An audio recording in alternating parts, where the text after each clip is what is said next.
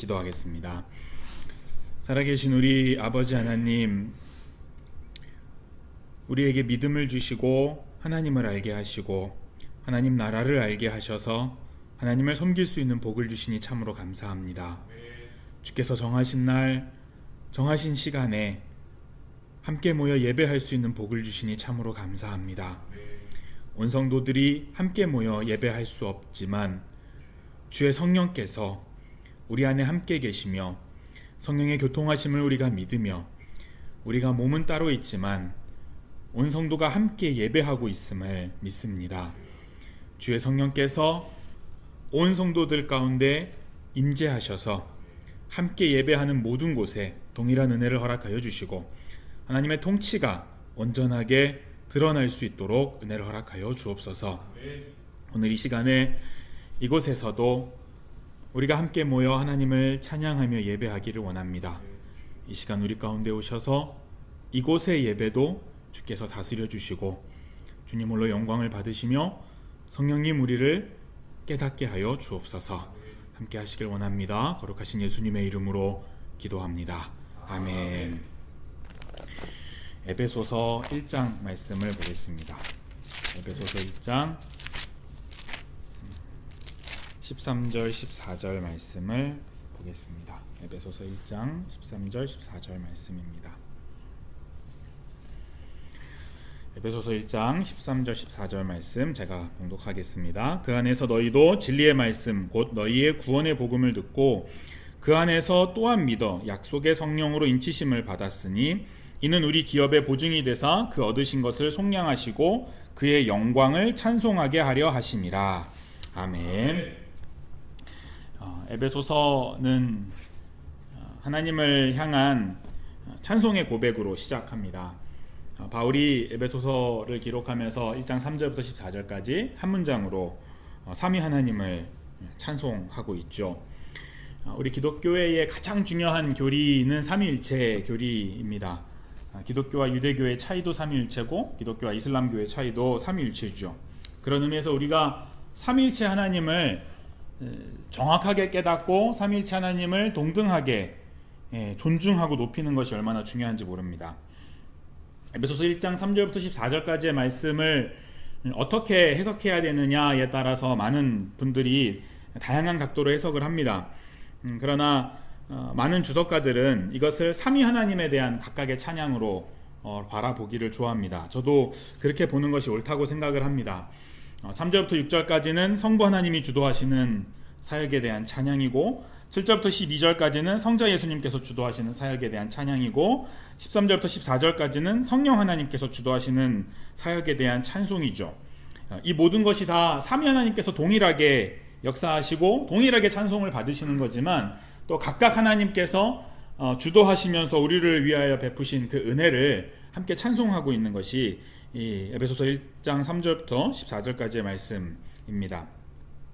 바울이 에베소서 1장 3절에서 찬송하리로다 라고 했을 때 그 찬송이라는 단어가 율로게토스라는 단어인데 이거는 누군가 내게 호의를 베풀었을 때 그 호의에 대해서 내가 그 상대방에 대해서 좋게 얘기하고 또 그것을 자랑하고 다른 사람에게 막 떠벌리고 다니는 거, 이게 이제 그 단어이거든요. 누군가에게 은혜를 받고 그 은혜를 많은 사람들에게 이야기하고 또 그 은혜를 감사하면서 그 상대방에게 정말 당신 좋은 분입니다. 정말 당신 정말 내게 참 큰 일을 해주셨습니다. 라고 칭송을 돌릴 때의 단어가 바로 이 찬송하리로다 라는 단어이죠. 우리가 노래를 통해서 하나님을 찬송하지만 또한 우리가 입술로도 하나님께 하나님 정말 좋으신 분입니다. 또 우리가 우리의 주위에 많은 사람들에게 하나님 정말 좋은 분입니다 라고 드러내고 자랑하는 것이 곧 이 찬양이라는 거죠. 우리가 우리 삶 속에서 하나님에 대해서 좋게 이야기하는 경우가 얼마나 되는지 한번 좀 생각해 보면서 우리가 만나는 사람들에 대해서 늘 하나님에 대한 좋은 이야기를 할 수 있으면 참 좋겠습니다. 그것이 찬양이고 그것이 증인된 삶이겠죠.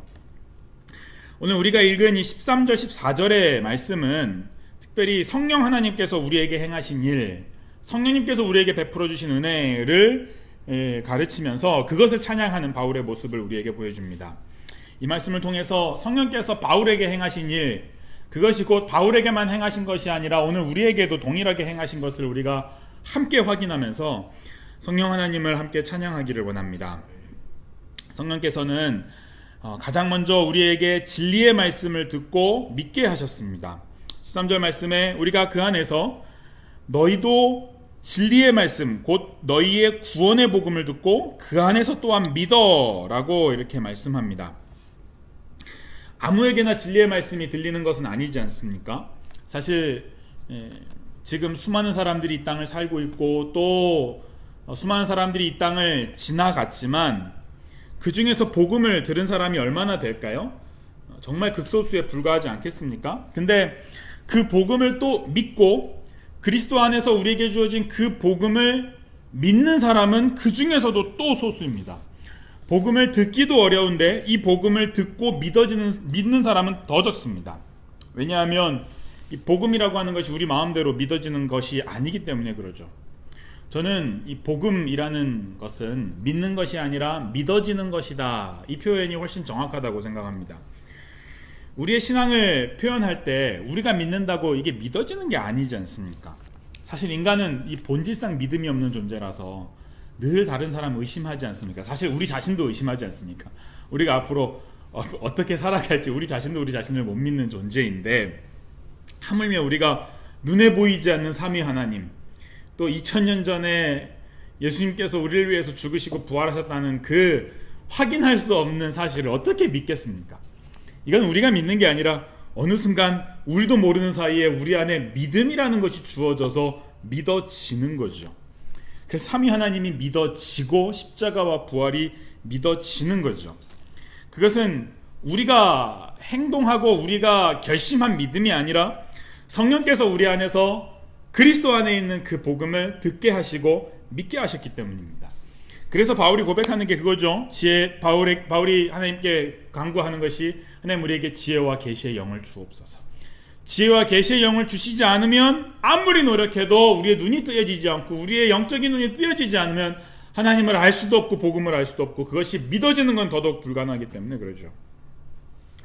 어제 목사님께서 말씀해 주신 것처럼 그 엠마오로 가는 그 두 제자에게 그 눈을 밝혀주셨을 때 그제서야 예수님이 보이는 것처럼 성령께서 우리의 눈을 밝혀주실 때 오늘 여기서도 우리는 하나님을 알 수 있고 하나님 나라를 알 수 있습니다.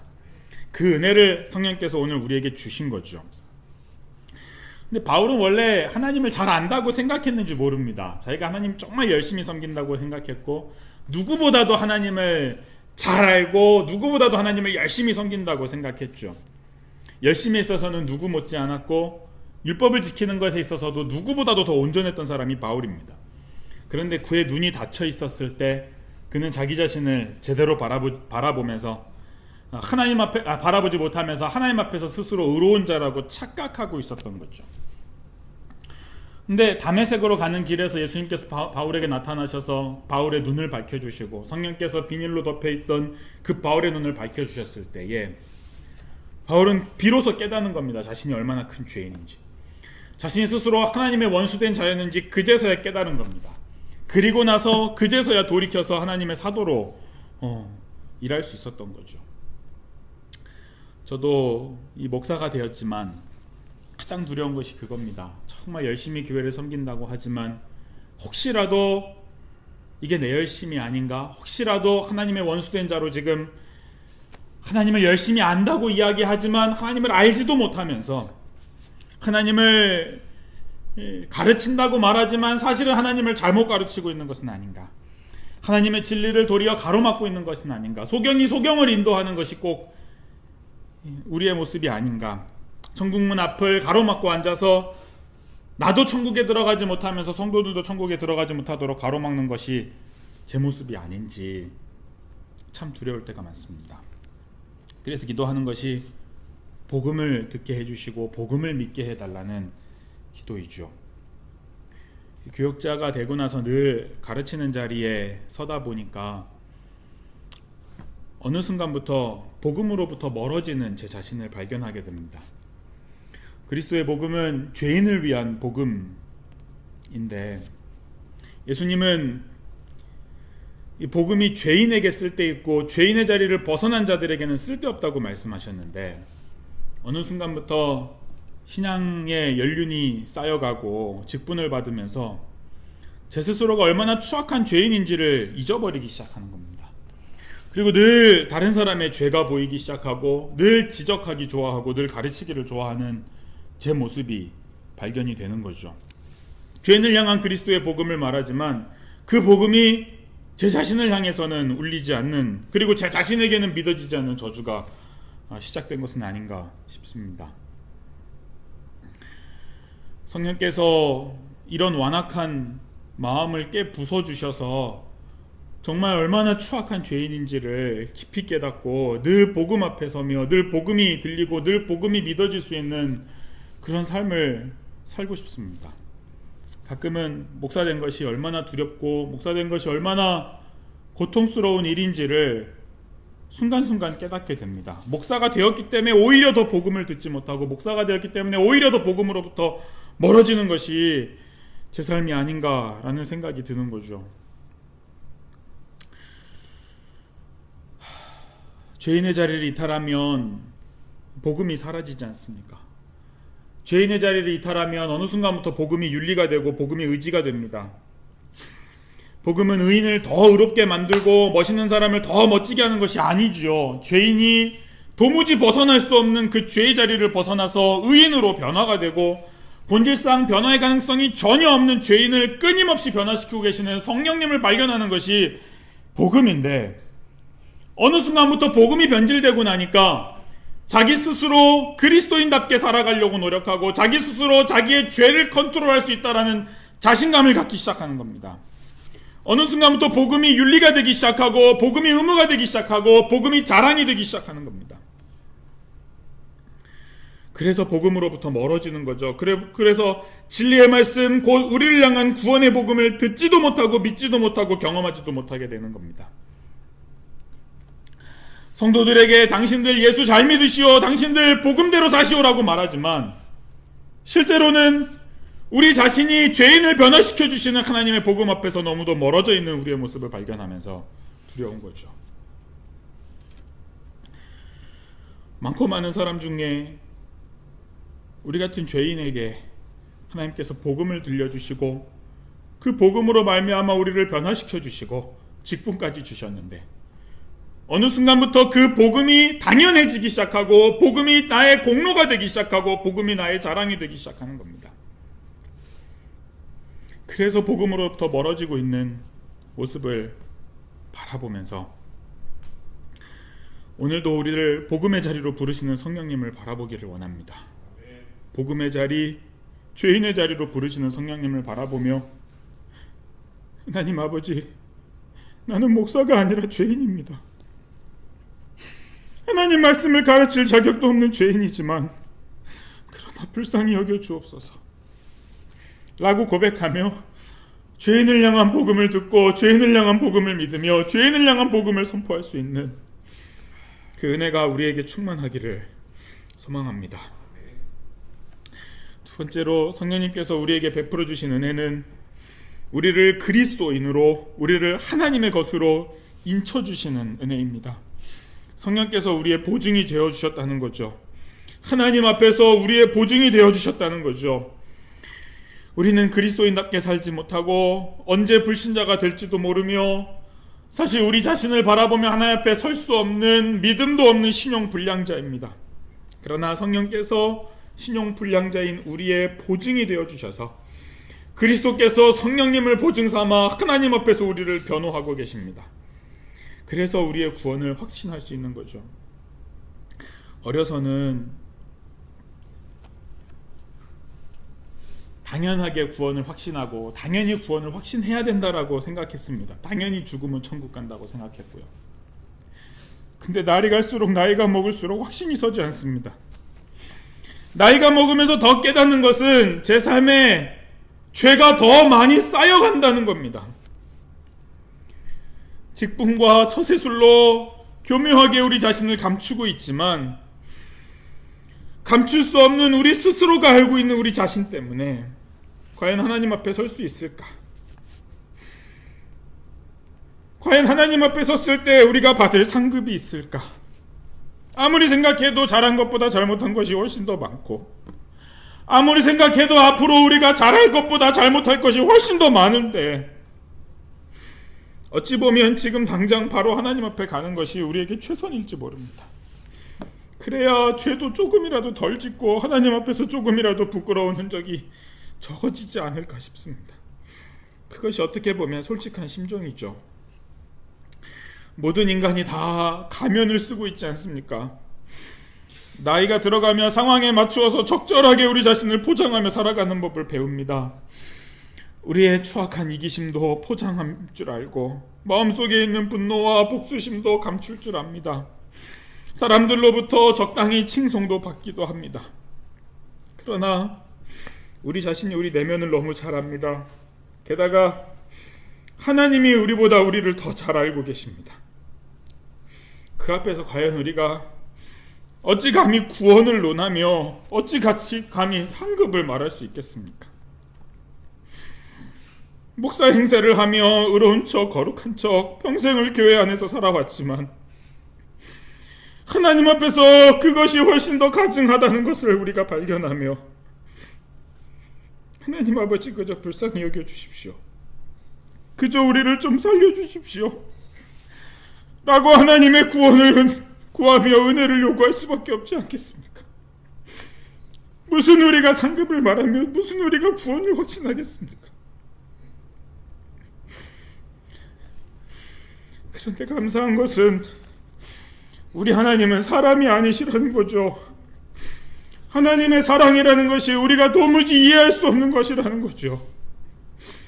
우리도 우리 자신을 믿을 수 없고 우리도 우리 자신을 신뢰할 수 없으며 우리도 우리 자신을 바라보면서 가증하기 짝이 없지만 성령께서는 우리 같은 사람을 너는 그래도 하나님의 사람이야 라고 도장을 찍어주십니다. 우리의 구원은 확실하다고 하나님이 보장하신다고 우리의 보증이 되어주십니다. 구원의 보증이 되어주신 것만 해도 감격할 수밖에 없는데 그것으로도 우리가 감격하며 하나님을 찬송할 수밖에 없는데 하나님은 우리에게 상급까지도 주신다고 말하고 하늘의 기업을 주시겠다고 약속하시며 하늘의 기업까지도 주시겠다고 우리의 보증이 되어주십니다. 그리스도의 구원에 참여시켜 주시고 영원한 그리스도의 왕권에 우리를 참여시키시며 영원토록 우리에게 왕노를 시켜주신다고 확실하게 그렇게 하게 해주신다고 성령께서 우리 가운데서 보증이 되어주십니다.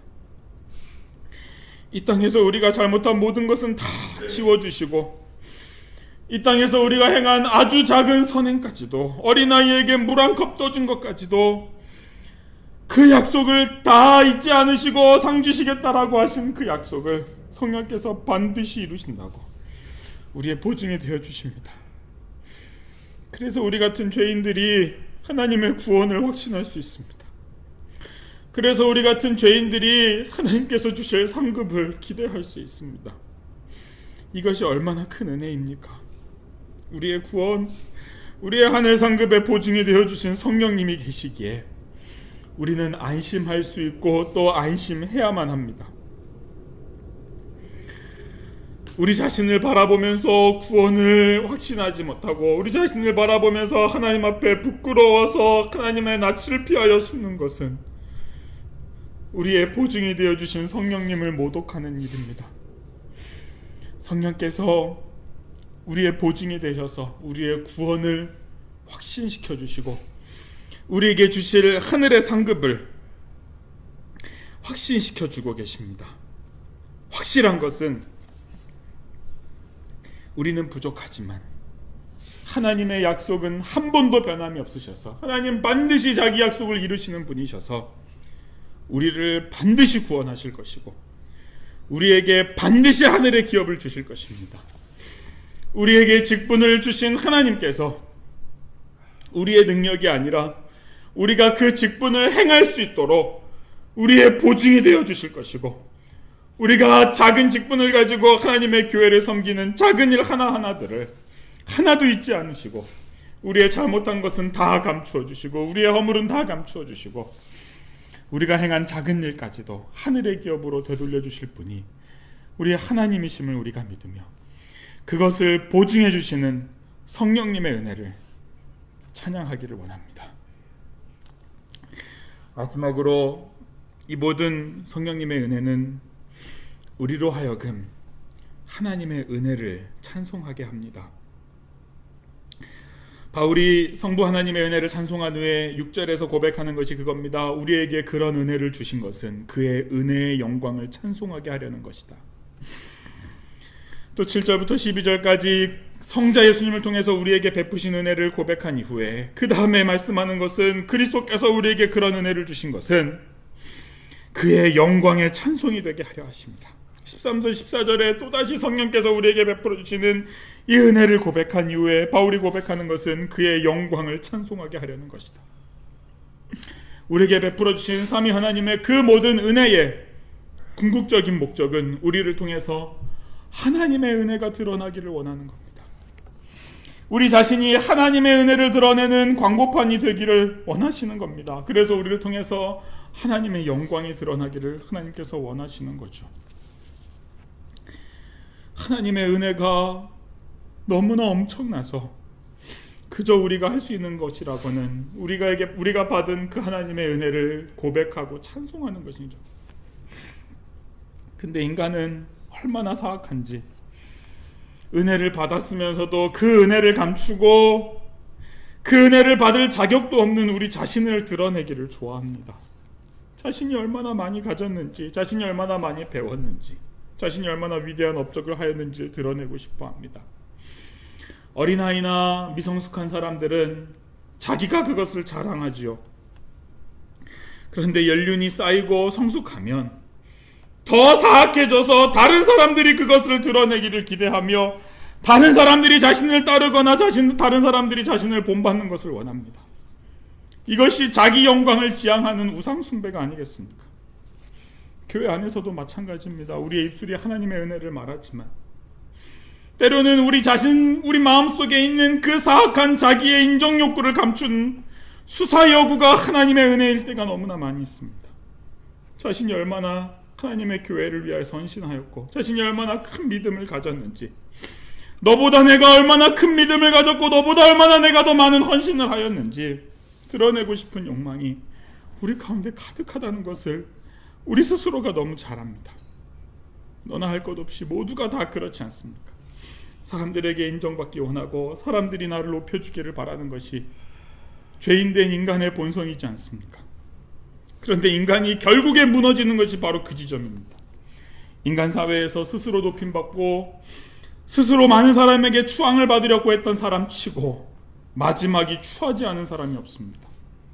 세상의 모든 주목을 받으며 화려한 꽃들도 세월이 지나고 나면 시들어 가장 추해지는 것이 죄로 가득 찬 인간 세상이지 않습니까?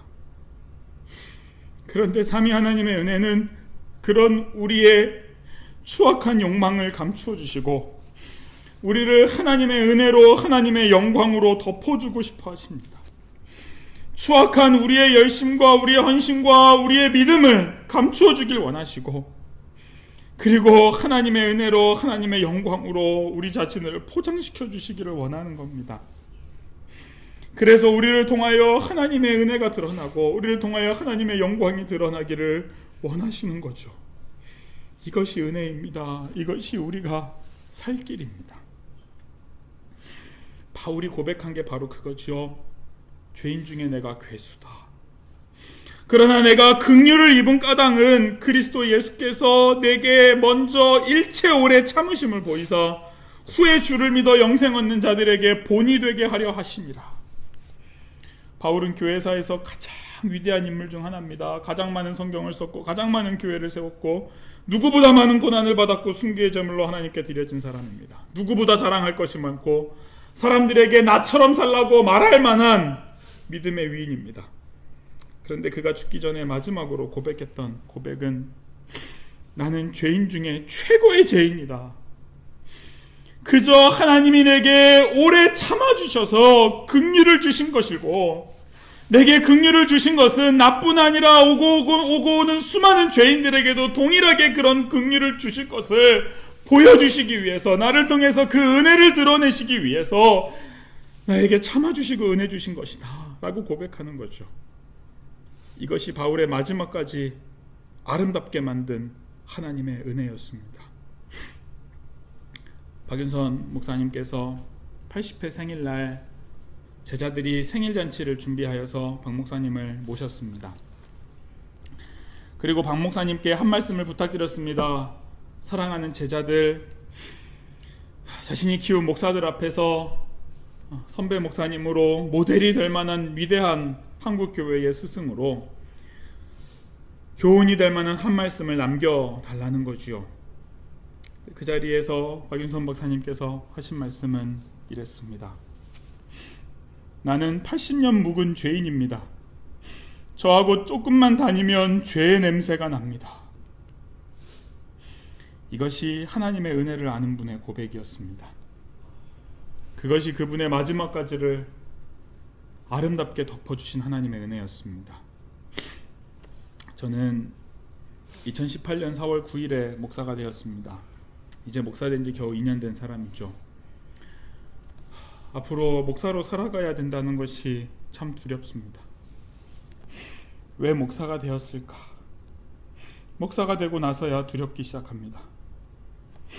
아무리 생각해도 목사 직분을 잘 감당할 수 없을 것 같은데, 누구보다 더 추악하고 자격 없는 제 자신을 제가 잘 알고 있는데 어찌 감히 목사가 되었을까 싶습니다. 제 자신을 바라보면 희망이 없고 절망뿐입니다. 그래도 한 가지 희망을 품는 것은 성령님이 계시다는 것이죠. 성령님이 저의 구원의 사역과 하늘 상급의 보증이 되어 주실 것을 확신하는 것이죠. 아마도 평생을 살아가며 저는 목사로 살겠지만 아마 목사로 잘 못 살 겁니다. 실수할 때도 많고 넘어질 때도 정말 많을 겁니다. 지금도 그러하고 앞으로도 그러할 겁니다.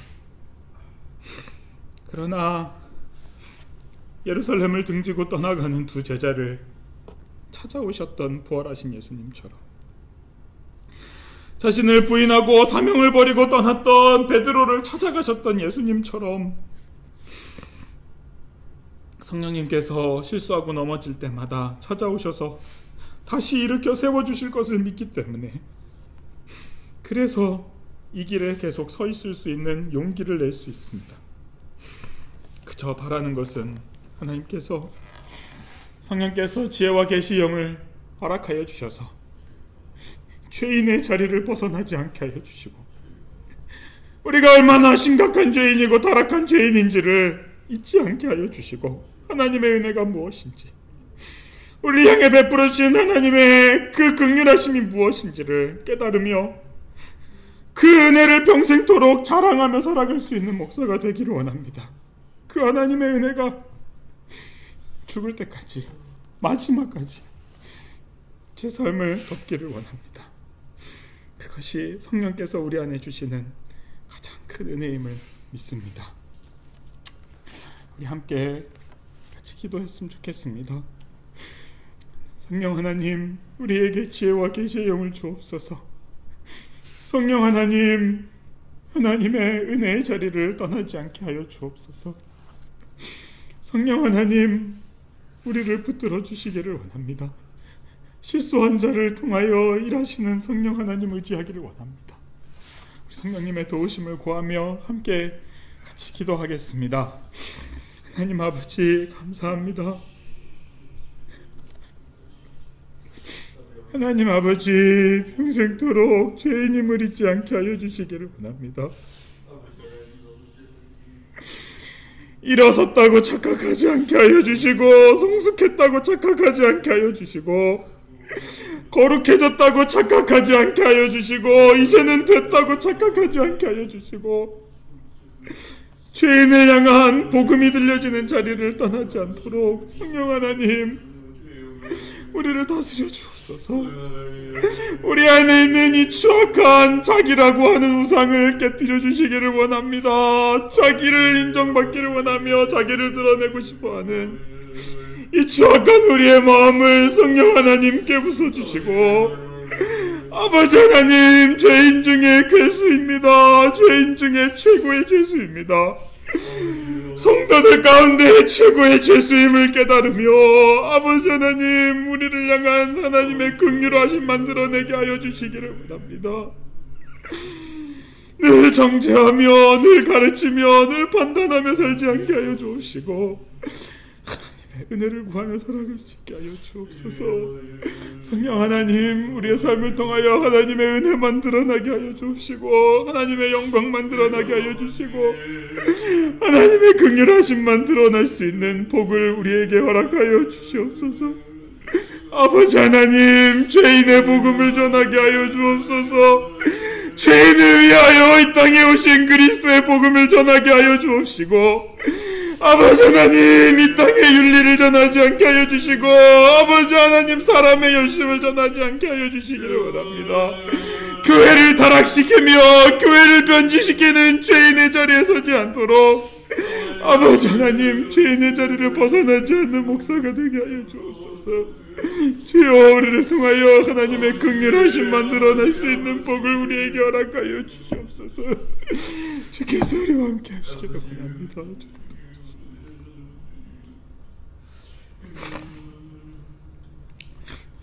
살아계신 우리 아버지 하나님,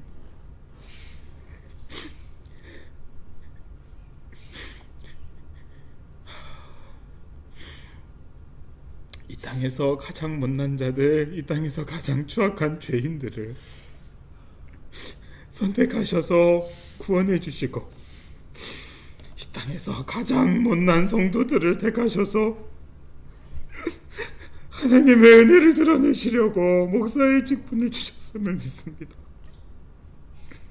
주님, 우리가 죄인임을 잊지 않게 하여 주시고 복음이 죄인을 향한 복음임을 잊지 않게 하여 주옵시고 목사가 가장 큰 죄인임을 잊지 않게 하여 주옵시고 우리에게 베푸신 하나님의 긍휼하심만 자랑할 수 있는 우리의 삶이 될 수 있도록 성령 하나님, 평생토록 우리를 다스려 주옵소서. 실수하는 자들, 부족한 자들을 다시 일으켜 세워주시는 성령님의 은혜를 믿으며 성령님의 보증하심을 확신하며 감사하며 찬양하며 살아갈 수 있는 우리가 되게 하여 주옵소서. 감사합니다. 거룩하신 우리 주 예수님의 이름으로 기도합니다. 아멘. 우리 찬송가 190장 함께 찬양하겠습니다.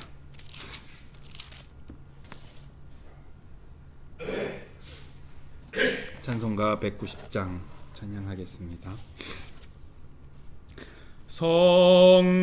성령이여 강림하사 나를 감화하시고 애통하며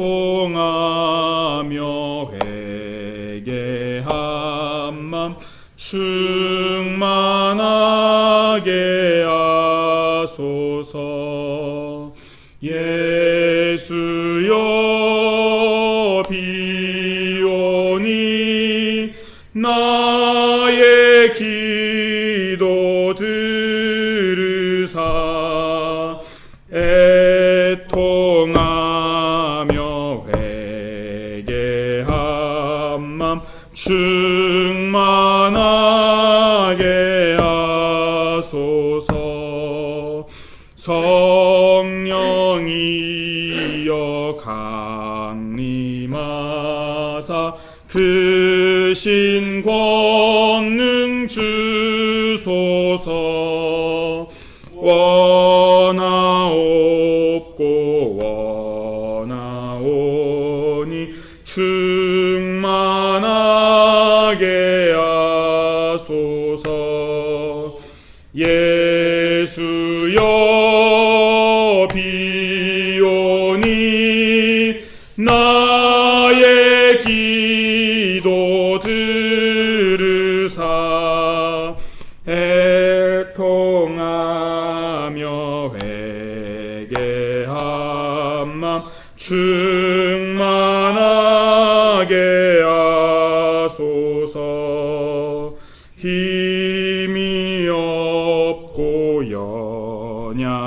충만하 엎드려서 비오니 성령 강림하옵소서 충만하게 하소서. 예수여 비오니 나의 기도 들으사 애통하며